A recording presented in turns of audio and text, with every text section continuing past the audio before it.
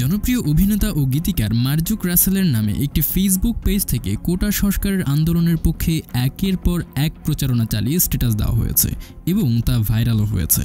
সরকারি নানা কর্মকাণ্ড নিয়ে সমালোচনা ও সরকার বিরোধী নানা পোস্ট দেওয়া হয়েছে ওই পেজটি থেকে। পোস্টগুলোতে হাজার হাজার লাইক ও কমেন্ট পড়েছে এবং শেয়ারও হয়েছে হাজার হাজার। সাধারণ মানুষের ধারণা মার্জুক রাসেলই এমনটি করেছেন, কিন্তু সোশ্যালে ভাইরাল হওয়া সেই পেজটি মার্জুক রাসেলের নয়। কেউ তার নাম ও ছবি ব্যবহার করে এমনটা করেছেন বলে জানিয়েছেন মার্জুক রাসেল। বিষয়টি নিয়ে অভিযোগ জানাতে রোববার রাজধানীর ডিবি কার্যালয়ে আসেন অভিনেতা মার্জুক রাসেল।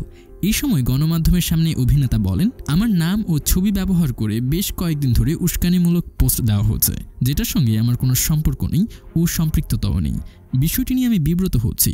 যারা আমাকে চেনেন, বিশেষ করে আমার লেখালেখি, আমার অভিনয়, আমার জীবনযাপনের ধরন সম্পর্কে যারা ডিটেইলে জানেন, তারা ছাড়া অধিকাংশ মানুষই কনফিউজড। এই সময় মার্জুক রাসেল আরও জানান, তার নামে ফেসবুকে কয়েকশো ফেক পেজ চালু রয়েছে, যেসব থেকে নানা উস্কানিমূলক পোস্ট